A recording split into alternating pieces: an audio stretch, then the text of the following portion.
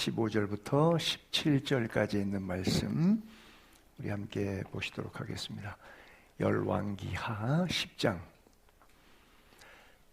15절, 16절, 17절 석절에 있는 말씀입니다. 우리가 똑같이 한 목소리로 같이 읽을까요? 석절인데 자, 같이 읽겠습니다. 시작. 예후가 거기에서 떠나가다가 자기를 맞이하러 오는 레갑의 아들 여호나답을 만난지라. 그의 안부를 묻고 그에게 이르되 내 마음이 내 마음을 향하여 진실함과 같이 내 마음도 진실하냐 하니 여호나답이 대답하되 그러하니이다. 이르되 그러면 나와 손을 잡자. 손을 잡으니 예후가 끌어 병거에 올리며 이르되 나와 함께 가서 여호와를 위한 나의 열심을 보라 하고 이에 자기 병거에 태우고 사마리아에 이르러 거기에 남아있는 바 아합에게 속한 자들을 죽여 진멸하였으니 여호와께서 엘리야에게 이르신 말씀과 같이 되었더라. 아멘. 자, 오늘은 구약 오후 시간에는 여호와를 위한 나의 열심, 예후 선지자의 고백이에요. 자, 여기에서 제가 드리고 싶은 말씀은 열심히 있는데, 교회 섬기고 신앙생활하고 다 열심히 있는데 이것이 하나님이 내게 주신 은혜 안에서 자생적으로 성령의 불러시키신 성령의 힘으로 하는 열심인지, 아니 그러면 그냥 내 열심인지. 하나님이 주시는 힘의 열심이면 지치지 않아요. 환난이 오고 고난이 오고 어려움을 당해도 극복할 수 있어요.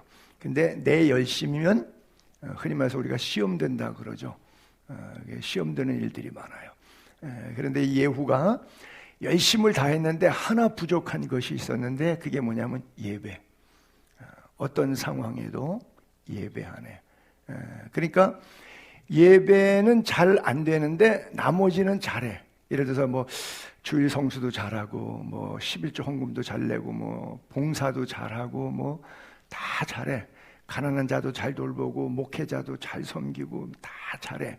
근데 이분의 예배의 삶은 아직 하나님 보시기에 마음에 안 드는 거예요. 그래서 이 열심이 예배를 잘 성공적으로 하는 사람이 삶도 열매가 있는데 은혜가 안 되는데 어떻게 은혜 받은 사람처럼 저렇게 열심히 할 수 있지? 헷갈리는 부분이 있는데 바로 이 입장이 딱 예후의 입장이에요. 사실 예후라고 하는 사람은 이스라엘의 사울 왕, 다윗 왕, 그리고 솔로몬 왕 이후에 두 개로 북쪽에는 10지파가 여로보암이 왕이 되기 시작해서 19번 왕이 되면서 아수르에 의해서 722년 BC에 멸망을 당해요. 그리고 솔로몬의 아들 한쪽 남쪽 두 지파는 이제 르호보암 아들을 통해서 20번 왕이 바뀌면서 마지막에 시드기야 왕 때 20번째 왕 때 바벨론 느부갓네살이 쳐들어와서 BC 586년에 망하고 말아요. 그런데 이 남쪽 유다 두 지파밖에 안 되지만 이쪽 사람들은 하나님을 대체적으로 잘 섬겨요. 히스기야 왕처럼 종교 개혁도 잘하고. 근데 여기 20명 역대 20명 왕. 이쪽 북쪽 동네 10지파의 북이스라엘 나라 사람들은 왕이 20번 바뀐 가운데 한 번도 선 왕이 없어요.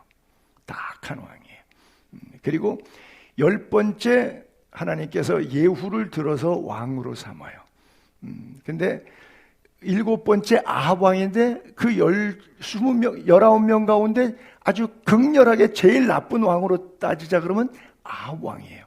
저 시돈 땅의 엣바알 왕의 공주였던 이세벨을 데리고 왔다 보니까 바알을 데리고 와서 온 이스라엘 백성들을 전부 다 바알을 섬기게 하고 엘리야나 엘리사 진짜 선지자 하나님의 진짜 종은 박해를 해요.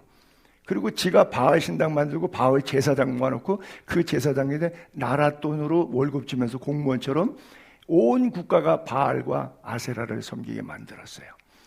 그래서 7번째 럭키 세븐인데 이 아합 왕이 최악의 왕이고 그 아들이 아시아가 하고 죽은 다음에 요압이 죽여버려요. 그리고 나서 또 또 다른 아들이 요람이라고도 부르고 여호람이라고 하는데 9번째 왕을 세웠는데 이것도 요람이 죽여버려요. 그리고 자기가 10번째 왕이 되는 건데 이게 7대 왕이었던 아합 시대에 하나님께서 아합의 악함을 보고 당시에 유일한 목회자 엘리사에게 예언을 했어요.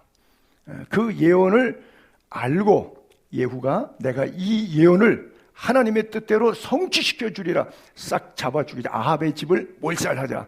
그래서 굉장히 열심히 다 잡아 죽였는데 그 말씀을 듣고 예언을 내가 성취하겠다는 열심으로 봉사 충성은 엄청 했는데 영과 진리로 하나님 앞에서 예배하면서 아버지의 말씀을 지키는 데는 소홀했어요. 그래서 하나는 하나님의 말씀 마음에 맞았는데 하나는 마음에 안 든 부분이 있었던 거예요. 여기서 지금 표현했던 것도 레갑 지파의 여호나답인데 레갑은 무슨 뜻이 있어서 그런지 몰라도 자기네 종족이 결심했어요. 왜 예나 지금이나 술 먹다가 갑자기 문제가 생기는 일들이 많으니까 우리는 평생 나시린처럼 죽을 때까지 입에다가 포도주 대지 말자. 그래서 태어난 애들부터 할아버지 때부터 결정해갖고 내가 그래서 그 지파는 죽을 때까지 몇백 년이 지나도 술을 아무도 못 먹었어요. 그 계율이었어요. 레갑 족속이. 그러니까 그만큼 술 취하지 않고 성령에 취해서 하나님의 뜻대로 살겠다고 했던 일. 그래서 예후가 가다가 이 레갑 자손을 만나니까 나하고 손잡자. 다 보니까 다 썩고 부패했어. 나라도 다 망했어. 바알과 아사라 우상천지야. 근데 여기만 입에 술에 대지 않고 하나님을 제대로 섬기니까 너 나하고 손잡자. 그래서 내가 너하고 손잡아서 하나님을 위한 내 열심이 어떠한지 우리 같이 집행하자 해서 레갑과 함께 이 하나님의 예언을 집행해냅니다. 이것이 오늘 본문에 있는 메시지인데 제가 한 분이 갑자기 떠올랐어요. 성결교단에서는 여러분들 잘 모르실 텐데 성결교단 목사는 다 아는 분 가운데 아주 훌륭한 원로 목사인 신촌 성결교회에 있던 정진경 목사님이라는 분이 있어요. 그 교회는 이제 이성봉 목사님이라고 유명한 부흥사의 딸이 그 교회 장로님하고 권사님으로 남아있어 한국 도자기 여러분 아실런지 모르겠는데 수안포 온천도 갖고 있고 한국 도자기로 갖고 있는 대기업 하시는 나름대로의 근데 그분이 이제 그 교회를 다 짓고 섬긴 분이에요. 한 분이 갖고 있는 액면가가 워낙 높으니까 그래서 그 교회를 잘 섬기셨는데 이분이 그 큰 수천 명 모이는 신촌 성결교회를 그렇게 크게 목회하시기 전에 전도사 시절에 시골에 가서 전도사 생활을 했잖아요. 근데 옛날 교회는 이분이 100살이 넘으신 분이거든요. 옛날에는 시골에 가면 저 어렸을 때도 우리 아버님 시골 목회 한번 가서 그랬지만 저도 몇 번 종 쳐본 경험이 있어요. 근데 새벽에 4시에 초종 칩니다. 그리고 4시 반에 초종 치고 5시에 재종치 예배 시작하는 종치 예배 시작하기 30분 전에 한번 종으로 깨워요. 마을에 교회들 나오라고. 그리고 예배 시작하면서 5시에 종 한 번 더 때려요. 그래서 초종 친다, 재종 친다 이렇게 했어요. 그 종도 없는 가난 학교는 산소통 갖다가 망치로 땡땡땡땡 때리기도 했어요. 어떤 그런 시절이 있었는데 마을 사람들이 다 예수 믿으면 좋은데 예수 안 믿는 사람이 더 많잖아요. 목사님 그 정진경 전도사님 찾아왔어요. 전사님, 우리가 아침부터 밤까지 일하는 사람인데 농사져서 먹고 사는 사람인데 새벽 4시 반에 종쳐갖고 우리 깨가지고 한 6시까지는 자야 되는데 당신 종치는 바람에 우리가 깨가지고 잠 설쳐서 새벽에 일찍은 일어나지만 이거 몸은 피곤한데 종 좀 치지 말라고 몇 사람들이 술 먹고 찾아와갖고 행패 부리면서 교회 와가지고 저 전도사님한테 종 치지 말라고 새벽에 종치. 근데 그 당시는 종 안 치면 자명종 시계가 별로 없는 시절. 개인의 손에 손목 시계도 부자 아니고서는 안 차던 시절이에요. 시계도 별로 없는 시절이에요. 그러니까 자명종 시계가 없으니까 교회 종소리로 새벽 예배를 하는데 집에 자명종이 없는 시대 사람들이 종소리 안 나면 피곤하니까 농부들은 그냥 잠에 떨어지죠. 고민이 됐어요. 근데 결정했어요. 주일날 광고하는 거예요. 내일 월요일 새벽 예배부터 우리 교회 종 안 칩니다. 이런 일들이 있었기 때문에 종 안 치니까 여러분들 알아서 오세요. 정말 종을 안 쳤어요. 그러니까 한잠도 못 자고 새벽 예배 올라고 잠이 자꾸 설쳐갖고 깨서 왔다는 이런저런 간증들을 들으면서 목회를 하셨어요. 목회자 세미나 때 그 얘기를 하시는데 그분하고 나하고 딱 오버래핑이 되는 거예요. 나는 어땠을까? 저는 혈기가 충만한 사람이니까 보나마나 이랬을 거예요. 종을 그 다음날은 더 세게 쳤을 거야. 사탄아 물러가라 그러고서는. 왜? 수준이 낮은 사람이니까. 영성이 아직 그 단계에 못 올라가니까. 근데 이분은 젊은 전도사 시절인데 종을 안 치고 교인들이 광고해서 이웃사회에 덕이 되는 교회가 되게 했어요. 그래서 그랬는지 그렇게 큰 교회를 수천 명 신촌 성결교회를 이렇게 목회를 잘 하셨어요. 그리고 은퇴로 그리고 돌아가셨는데 그 후임으로 이정익 목사님, 그분도 지금 은퇴해 버렸는데 그리스에 왔을 때 얘기를 하는데 그 자기 원로 목사님을 그렇게 극찬하세요. 주로 후임이 원로 목사님 디스하거든요. 원로 목사는 또 후임 목사 마음에 안 들어서 주둥이 한 사발 나와 있고 이런 관계가 주로 보편적으로. 그런데 그렇게 칭찬을 하시더라고요. 그래서 정말 인격이 훌륭하신 분. 그 평생 목회 열심히 하셨는데 그 열심이 자기의 지혜, 자기 재주, 자기 기술로 한 게 아니라 하나님께 묻고 기도하고 하나님의 뜻에 합당한 열심으로 목회했다고 하는 것이죠. 오늘 우리에게도 시사하는 바가 큰데 바로 여호와를 위한 나의 열심인지 여호와를 위한 여호와께서 주신 열심인지 우리의 신앙을 좀 잘 돌아봤으면 좋겠는데, 자, 먼저 아합의 죄악을 이야기할 때 나봇에게 말합니다. 너희 집 갖고 있는 포도원이 우리 왕궁 옆에 있으니까 내가 채소밭으로 쓸 테니까 이걸 날 달라. 그래서 내 돈을 주든지 대토해두든지 하겠다 그랬더니 나봇이 그래요. 안 됩니다.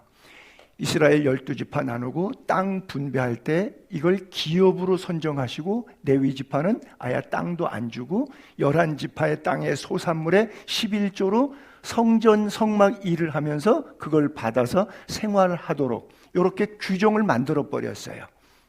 그러니까 이것은 빼도 박도 못하는 거예요. 그래서 성경에 보면 구약에 그런 게 너희는 지계석을 옮기지 말지니라, 이게 경계석을 옮기지 말지니라.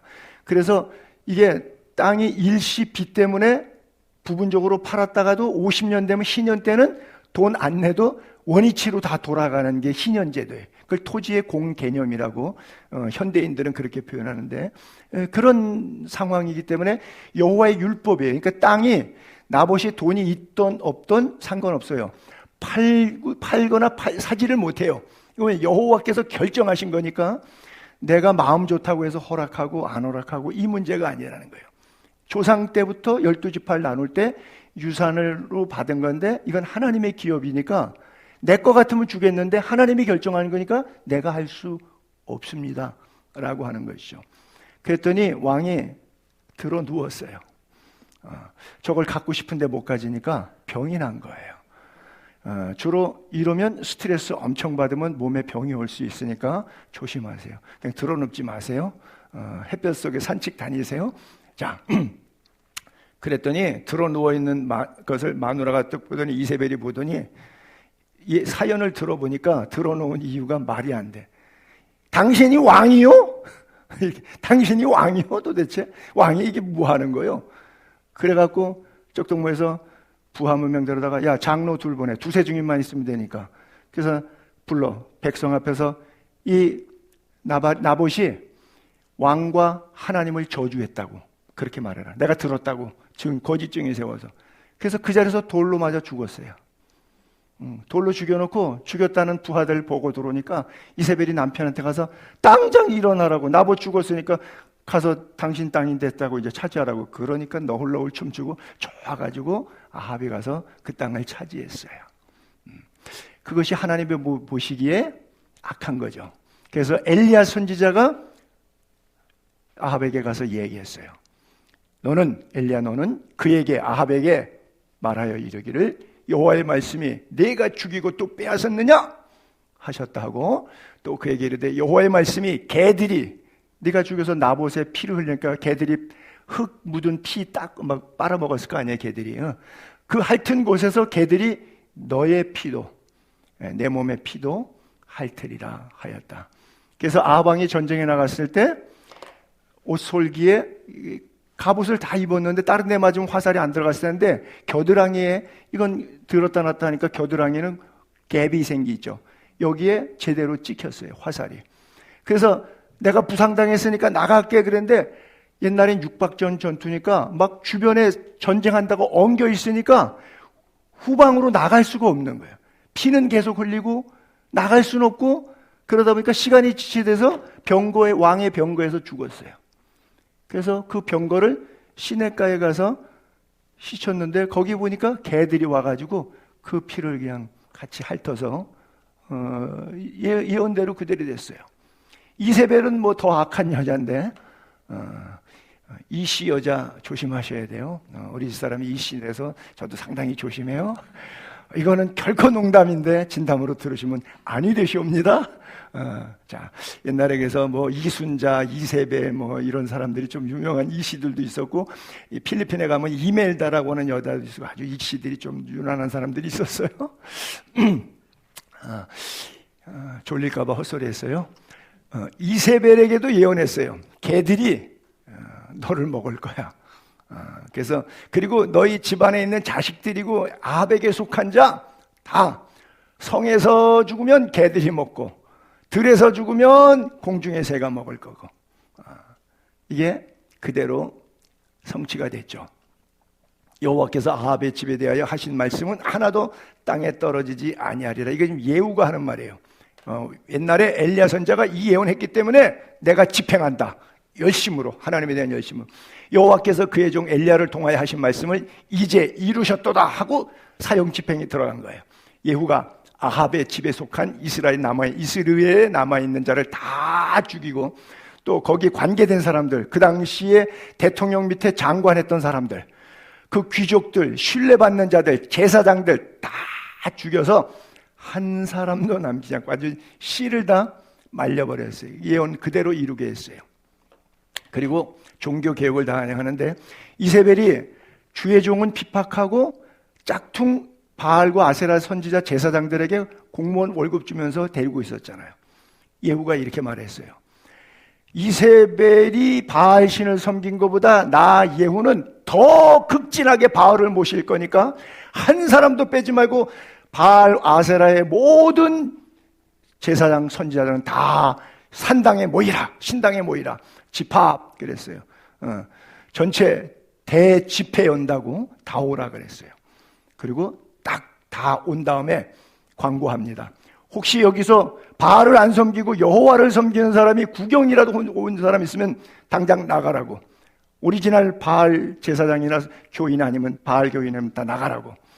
그 쫓아놓고 그 다음에 바알 선지자들만 남았을 때 문 딱 걸어 잠그고 부하들 시켜서 다 죽여라. 그리고 거기 있던 바알상, 아세라상, 목상들 화려하게 조각해서 신상들 세웠던 거 전부 깨뜨리고 부시고 불살라 버렸어요. 그리고 그 바알 신전, 어마어마하게 왕비가 만들었던 그 성전, 신전이죠. 그것을 뭘 만들었어요? 성경에 이렇게 써 있어요. 똥뚜간으로 만들었더라 이렇게 써 있어요. 그렇죠? WC 변소를 만들었더라 그렇게 써 있어요. 얼마나 통쾌해요. 그렇죠? 그러니까 예후가 열심으로 더 그렇게 한 거예요. 하나님을 사랑하는 그 열심으로. 그랬더니 하나님께서 예후에게 이렇게 말, 잘했어. 내가 속이 다 시원하다. 하나님이 그랬어요. 내가 나보기에 정직한 일을 행하되 잘 행했다. 내 마음에 있는 대로 아합 집에 다 해왔다.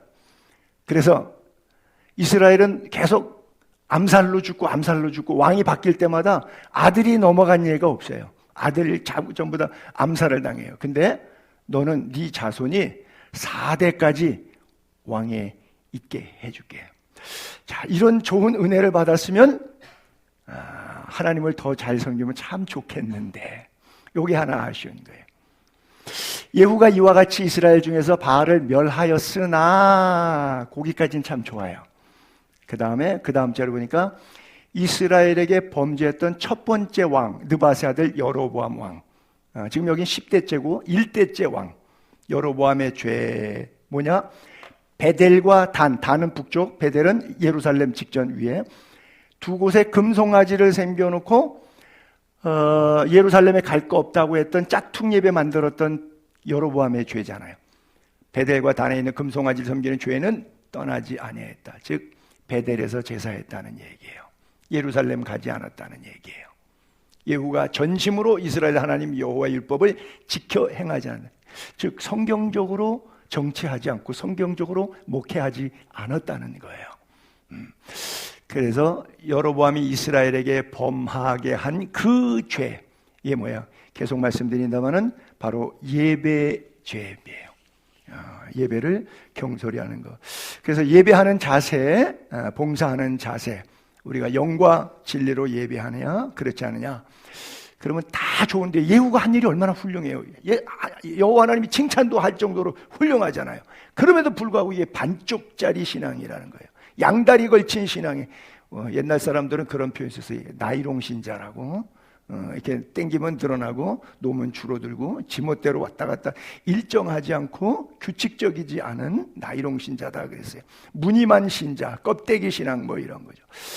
우리도 오늘 본문을 통해서 내 신앙의 현주소가 어디에 머물고 있는가, 이게 바로 엘리야 자체가 본인도 그랬어요. 뭐 물불을 내리다 보니까 비도 오게 하고 뭐 갈멜산에 불도 내리고 하다 보니까 지가 대단한 자존감이 있었어요.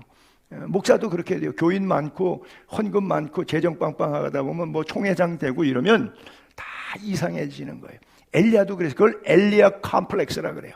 또는 엘리야 신드롬이라 그러는데 로뎀 나무 아래서 자살하고 있을 때 여호와 하나님께서 찾아가서 야, 너 왜 여기 이렇게 널브러져 있냐? 그랬더니 엘리야의 대답이 내가 만군의 여호와께 열심히 대단한 사람 아닙니까? 대단하죠. 뭐 물불을 내린 사람이니까 열심히 유별하다. 그리고 또 하나가 오직 나만 남았다 하는 거예요. 이 교회 나 없으면 안 돼. 그렇죠? 이 교회 나 없으면 안 돼. 이게 굉장히 무서운 이야기예요. 그래서 우리는 이 열심이 나로부터 나온 것인지 하나님이 주시는 것인지, 그리고 협력 사역이 돼야 되지 독불장군식으로 혼자 나가는 것, 이것은 하나님이 기뻐하지 않는다. 그래서 우리가 혹시 신앙생활하면서 너무 지나친 내 열심으로 일하다 보면 이런 엘리야 컴플렉스가 우리에게도 올 수 있다. 그렇죠? 이스라엘 백성들이 또 전쟁할 때 블레셋하고 전쟁하는데 깨졌어요. 엘리사에게 준 이 메시지 다 깨졌는데 블레셋 사람들한테 4,000명이 죽어요. 그러니까 여호와의 언약궤를 우리에 가져오자. 전쟁터에 저 실로의 천막 안에 있는 법궤를 끄집어와서 전쟁터에다가 놓자. 그러면 이길 거야. 그래서 제사장하고 매는 사람들하고 같이 전쟁터에 갔다가 놉니다. 왜? 옛날에 보니까 전쟁할 때 법궤가 앞에 가니까 여리고성도 무너져. 길을 갈 때 강이 나와도 요단강에 법궤가 먼저 들어가니까 제사장들하고 그냥 요단강이 갈라져 버려. 그러니까 이 법궤만 모시면 이게 뭐예요? 부적신앙이라고 하는 거죠. 부적신앙. 그렇죠? 말씀을 존중하는 게 아니라 말씀을 내 편의주의에 인용하는 것. 이건 악용이 되는 거죠. 그래서 4,000명이 죽었는데 이때는 법궤가 나타났더니 도움이 된 게 아니라 더 마이너스가 됐어요. 3만 명이 죽어요. 아까는 4,000명 죽어서 법궤 갖다 놨더니 이길 줄 알았는데 오히려 더 팍 깨졌어요. 그리고 법궤는 빼앗겨요, 세상에. 그리고 거기 서 있던 제사장 두 사람은 졸지에 전쟁터에서 죽음을 당하게 돼요. 그리고 나서 나중에 7개월 동안 블레셋에 돌다가 벳세메술에서 기럇 여아림의 아비나답의 집에 왔다가 다윗이 오랜 세월 뒤에 예루살렘으로 법궤를 가지고 올라와요. 근데 나곤이라고 하는 사람의 타작마당쯤 왔을 때 소가 막 이렇게 뛰니까 소 뒤에다가 술에다가 실었는데 혹시 법궤가 끼우뚱하다 보니까 넘어질까봐 뒤에 있던 우사가 조건 반사가 팍 일어나갖고 얼른 붙잡았어요. 여호와의 법궤가 땅바닥에 패대기 치면 큰일이잖아요. 그래서 손을 딱 댔어요. 그랬더니 하나님이 진노하셔서 죽었다. 이게 다 자기 열심의 한 부분들이에요. 우리가 이해 못합니다. 여기서 성경으로 제가 설교할 수 없고 해석해 드릴 수 없는 게 난해 구절들인데, 하나님은 왜 이렇게 아비나답이 법궤를 모셨는데 그 집에 저주가 임하고 그 아들이 법궤를 운반하다가 둘째 아들은 그냥 그 자리에서 즉사하느냐. 법궤를 전쟁터에 모시고 오는데 여리고성 돌 때는 법궤가 이기게 하더니 왜 블레셋 전투에서는 법궤 갖다가 해도 약발이 안 받느냐. 어느 때는 유효하고 어떤 때는 무효한 상황이 어떤 상황입니까? 라고 우리가 물어요. 내 인생에서 살아가면서 너무 복잡한 실타래처럼 해석되지 않는 문제 때문에 하나님 이게 웬일이에요? 라고 해석되지 않는 것 때문에 애달퍼서 물어요. 저렇게 물음이 많이 있어요. 하나님이 어떤 때는 복이 되고 법궤를 모셨더니 어떤 때는 법궤를 모셨는데, 그 대표적인 사람이 아비나답과 오벳 에돔이라고 하는 두 사람이잖아요. 20년 이상 법궤를 모셨는데 기럇 여아림의 아비나답은 아들이 죽어버리고, 죽는 바람에 다윗이 너무 놀래가지고 이거 이대로 모셨다가는 진노한 하나님이 내가 어떻게 감당 못하겠다. 그래서 스톱. 그래갖고 바로 옆에 집에 아무데나 갖다 집어넣어라. 그래서 석 달 동안 오벳에돔의 집에 들어가 있었는데, 이 오벳에돔의 집이 자기 집만 아니라 자기 자식들, 조카들, 친척들, 주변 친인척들이 다 복을 받아버렸어. 석 달 만에. 이야. 20년 예수 믿고 20년 이상 예수 믿고 장로되고 권사되고 목사돼서 교회 그렇게 법궤 모신 집안은 남들이 볼 때 좋은 결과가 없어. 근데 초신자로 예배당 나온 지 석 달밖에 안 된 아비나답 가정은 아이고 자식 복 받아, 남편 사업에 복 받아, 아픈 사람 하나도 없이 모두 건강 회복해. 이거 어떻게 된 거야? 아니 저 사람이 더 믿음이 좋은 것 같은데, 이 사람은 초신자 아무것도 모르는 사람 같은데 하나님이 왜 이렇게 하셨지? 그럼 이유가 뭐지? 그럼 나는 어떻게 해야 이런 좋은 쪽의 결과를 얻을 수 있지? 해석이 안 돼요. 정답이 없어요. 오니가 안 나와서 하나님만 아셔요. 단 하나 여기서 드리고 싶은 말씀은, 어떤 상황이 내게 주어져도 하나님은 나를 향해서 좋으신 하나님이다라고 하는 이 믿음이 흔들리지 않아야 된다는 사실이에요. 그것만 끝까지 붙잡으면 합력하여 과정의 문제는 있겠지만 결국은 선을 이루어내십니다. 최후 승리가 하나님 안에서 우리에게 보장되어 있기 때문에 그래요.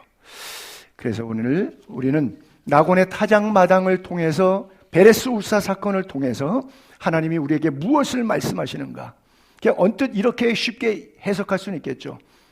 하나님을, 법궤를 이용하는 사람이냐, 예배를 이용하는 거냐. 즉 저거를 비유해서 목사가 월급 받고 교회 목회하니까 설교하기 위해서 예배자로 와 있는 거냐, 아니면 설교자든 아니든 상관없이 하나님 앞에 죄인의 모습으로 와서 함께 예배하고 찬양하고 있는 것인가. 그렇죠? 내가 왜 여기에 서 있는가? 그러니까 하나님을, 말씀을, 성경을 인용하는 것이냐, 나에게 맞추는 것이냐, 안 그러면 전능하신 하나님께 죽이던 살리던 나를 하나님께 드리는, 하나님이 나를 이용하시도록 뜻이 하늘에서 이루어진 것처럼 땅에서도 나를 통해 이루어지게 해달라고 하는 기도냐, 내 뜻대로 마옵시고 아버지의 뜻대로 하옵소서라고 하는 신앙이냐, 아니면 구하라 주실 것이요 찾으라 찾을 것이요 문을 두드리라 그러면 열릴 것이, 그냥 주리를 틀듯이 금식으로 때를 쓰고 밤새 철야로 부르짖으면 하나님이 응답해 주실 거라서 내 생의 문제를 해결해 주실 그 좋으신 하나님이라고 생각하는 신앙으로 살 것이냐. 여기는 두 가지 길에서 참 하나님을 경배하는 것과 금송아지와 같은 내가 만들어진 나의 하나님을 섬기는 것에 차이가 있을 수가 있겠죠. 세 사람의 아나니아를 잠깐 예를 들어볼게요. 첫 번째 아나니아라고 하는 사람, 그 사도행전 5장 직전 4장에 보면 바나바가 집과 밭을 팔아서 사도들의 발 앞에 놓고 초대교회 3,000명씩 어찌할꼬 회개하다 보니까 애찬이 우리도 예배하고 밥 먹잖아요. 그래서 재정부에서 일정 그 애찬비 나오고 또 봉사하시는 분들 밥을 먹잖아요. 매주 그렇게 먹는데 우리가 30명 밥 먹는다. 거기는 3,000명 먹었어요. 그러면 이게 취사봉사하는 사람과 들어가는 재정이 돈 없는데 초대교회 교인들 로마의 박해 속에 어떻게 해요? 근데 그것을 헌금한 사람이 있었어요. 바나바. 성경에 착한 사람, 의로운 사람으로 표현되고 있어요. 그러니까 교인들이 바나바 집사님을 너무 존경하는 거예요. 영적으로. 야, 고맙잖아요. 그랬더니 아나니아 이 사람도 돈이 좀 제법 있거든요. 그래서 팔았어요. 자기도. 헌금하려고. 막상 팔고 현찰을 딱 쥐고 나니까 이걸 드릴 수가 없는 거야. 너무 아까워. 그래서 일부만 드렸어. 그랬더니 했던 이야기가 빨간 줄이 왜 사탄이 네 마음에 가득해서 성령을 속여 넌 이거는 교회를 베드로를 목사님을 속인 게 아니고 목사님에게 거짓말한 게 아니라 하나님께 한 거. 왜? 나는 그게 땅값이 밭값이 얼마인지 몰라. 그게 10원인지 100원인지 나는 몰라. 그냥 밭값을 드리겠다고 했으니까 드린 줄로 알았는데 너는 나를 속인 게 아니라 성령을 속인 거야. 이게 바로 아나니아 신앙인데 그래서 많은 부자들 입장에서는 이 성경 구조를 소화하는 사람이 거의 없어요. 왜? 안 한 것보단 낫잖아. 그렇잖아요. 안 한 것보다 낫잖아. 그만큼 했으면은 일부 조금 뛰었대. 예를 들어서 한 20% 뛰어먹어도 예를 들어서 10억이에요. 근데 2억 뛰었다고 해도 8억은 낸 거잖아. 안 한 것보다는 낫는데 전혀 안 한 사람은 멀쩡한데 나는 8억하고 저주받아야 돼.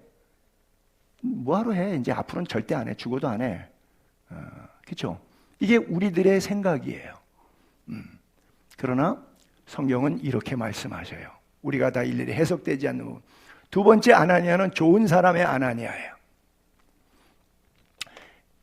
다메섹에 있는 아나니아인데 다메섹에 가다가 사도 바울이 정오의 강한 빛으로 예수 만나서 장님이 돼서 3일 동안 금식하고 있는데 그 마을에 있었던 예수쟁이 아나니아 집사가 기도하는 가운데 성령이 임재해요. 직가라고 하는 스트리트 가게 되면 거기에 어떤 집에 사울이라고 하는 사람이 있는데 지금 금식하고 3일째 기도하고 있으니까 가서 기도해줘 그러는 거예요. 그 아나니아가 소문을 들어서 알잖아요. 아니 이 사울은요 예루살렘에서 스데반을 죽인 사람이에요. 성도들에게 작지 않은 해를 끼친 사람이에요. 그리고 여기 왜 왔는데요 200km나 되는데 닷새 내지 일주일을 걸려서 예루살렘에서 다메섹까지 예수쟁이 잡아 죽이려고 그래서 올라온 살기 등등한 혈기 약간 27살 28살 나이였습니다. 저때 그 사울을 아니 내가 예수 믿는 집사인데 예수쟁이 잡아 죽인데 내가 내 발로 거기 가서 나 여기 있다고 말한 하나님 이거는 아니잖아요. 이렇게 얘기한 거예요. 그랬더니 하나님께서 가라! 두 말도 하지 마라. 가라! 고! 그리고 내가 택한 그릇이야. 그랬더니 더 이상의 변명이 필요 없어요. 갑니다. 그리고 그 집에 들어갑니다. 그에게 안수합니다. 그리고 눈이 뜨고 나서 그에게 세례를 합니다. 그의 머리에 2번 손을 얹어요. 한 번은 안수기도 하고 두 번째는 물과 함께 세례로 그에게. 그리고 그가 음식을 먹으면서 강건해졌다. 이 아나니아는 자기 열심으로는 사울에게 안 가는 거였어요. 그러나 하나님이 가라! 두 말도 하지 않고 가가지고 스킨십해서 하나님의 종을 세웁니다. 사울이 사도 바울 되게 되는 데 있어서 반환점에 점을 찍은 사람이 바로 아나니아예요. 그러면 초대교회 이 예루살렘의 아나니아와 다메섹의 아나니아는 어떤 차이가 있을까요? 초대교회 집사라 그러면 대단한 사람들, 요즘에 웬만한 21세기 목회자들 저리 가라의 영성입니다. 초대교회 집사님들이면. 근데 사뭇 다른 길이에요. 또 하나 대제사장 이름 가운데 아나니아가 있는데 사도 바울이 60세 때 2년 동안 감옥에 갔다가 로마로 순교하기 위해서 떠나는데 예루살렘의 공회에서 사도 바울을 죄를 잊지도 않은 죄를 죄목을 뒤집어 씌워갖고 감방 가게 하고 사형에 온도시켜야 된다고 말했던 사람이 바로 아나니아예요. 그 당시 그 해 연도의 대제사장 아나니아. 바울이 공회에서 변론을 시작해서 오늘까지 나는 범사의 양심을 따라 하나님을 섬겼습니다 이러고 말을 막 시작했더니 옆에 듣고 있던 공회의 대표되는 대제사장이 저놈의 입을 쳐라 그러는 거예요. 아주 사악한 왕이죠. 왜? 하나님의 종에 가는 길은 하나님의 역사의 길인데 하나님의 역사를 방해한 사람이었죠. 그래서 동일하지만 뭐 동명이인 그런데 동명삼인이 되는데 다양한 형태의 이런 아나니아들이 있어요. 그 아나니아 중에 내가 어떤 아나니아인가? 이제 내가 사람들에게 좋게 하랴 하나님께 좋게 하랴 사람들에게 기쁨을 구하랴 내가 지금까지 사람들의 기쁨을 구하였다면 그리스도의 종이 아니다 그랬어요. 그래요. 내 열심이나 내 욕심으로 하는 것이 아니라 하나님이 은혜 주시는 대로 할 수 있기를 바랍니다. 왜? 성경은 이렇게 말하잖아요. 하나님이 우리를 구원하사 첫째 구원 중생 거듭났어요. 두 번째 거룩하신 소명으로 부르셨어요. 굉장히 중요해요. 우리를 1차 성도로 부르셨어요. 그리고 2차 사명자로 부르셨어요. 근데 그 과정이 우리가 잘나서 우리가 자격이 있어서 우리가 할만해서 우리가 열심히 좋아서 한 것이 아니라 오직 자기의 뜻과 영원전부터 그리스도 예수 안에서 우리에게 주신 무엇대로 하셨다고요? 은혜대로. 여러분 행위대로 예수 믿지 말고 행위대로 봉사하지 말고 은혜대로 예수 믿고 은혜대로 봉사하고 주님을 섬깁시다. 그래서 내 열심이 아닌 하나님의 열심으로 은혜를 아는 자의 삶을 증명해내는 우리 예수의 교회 모든 지체들 될 수 있기를 거룩하신 주님의 이름으로 두 손 들어 축복합니다. 기도할게요. 고마우신 아버지 은혜와 사랑을 감사합니다. 오늘도 복된 주일 은혜의 자리에서 은혜의 말씀 듣게 하신 것 감사합니다. 우리가 예수 믿기 전 비참하게 죽어도 아무 할 말이 없는 죄인 괴수들이었지만 예수 믿고 구원받게 하시고 은혜의 자리에 나와 말씀 사모하고 주 뜻을 헤아려 어찌하든지 간에 그리스도의 남은 고난을 우리 육체 가운데 채워 교회의 일꾼된 자로서의 선한 정직의 사명을 감당하기를 원합니다. 아버지 하나님, 부족하지만 연약하지만 무능하지만 저희를 사용하여 주옵소서. 살아도 예수 죽어도 예수 자나깨나 예수 그리스도의 향기와 편지로 쓰임받는 귀한 예수의 귀의 지체들 되게 하옵소서. 아직도 예수 믿지 않는 배우자, 부모, 자녀, 가족, 일가, 친지들 하나님 주 예수 믿으라 그리하면 너와 내가 좀 구원 얻겠다 약속하셨사오니 우리의 온 가족 식구들이 임마누엘 예수만 섬기는 믿음의 가정 되게 하여 주옵소서. 이 땅에서도 하나님께서 가족을 선물로 주셨사오니 이 선물된 가족들이 하나님의 은혜의 선물을 또 받아 천국까지 은혜 안에서 모두가 하나님의 품에 갈 수 있도록 주님 도와 주옵소서. 애써도 안 되고 참아도 안 되고 울어도 안 되지만 믿음으로 주께 구하면 주님이 허락해 주실 줄로 믿습니다. 사람을 지으시니가 하나님이시오 사람 마음속에 성령을 불어넣으시니가 하나님이시오니 주여 이 시간도 성령을 불어넣어 주셔서 가정마다 살아나게 하여 주옵시고 심령마다 살아나게 하여 주셔서 예수 그리스도 이름으로 사는 역사가 있게 하여 주시옵소서. 그래서 삶의 희망이 있게 하여 주옵시고 삶의 소망이 넘치게 하시고 삶의 십자가의 사랑이 넘치게 하여 주시옵소서. 또 한 주간도 우리 주님과 은혜의 말씀이 사랑하는 성도들의 삶을 꼭 붙잡아 주시고 든든히 지켜주시고 한 주간도 승리하게 하여 주시고 영혼도 승리, 육체도 승리, 경제활동, 사회활동도 가정생활도 승리하게 하여 주셨다가 돌아온 질 기쁨으로 안고 주님을 찬양하며 다시 올라올 때까지 성령께서 안위하여 주시옵소서. 돌아가는 발걸음 또 지켜주시기를 간구하옵고 예수님의 이름으로 축복하며 기도하옵나이다.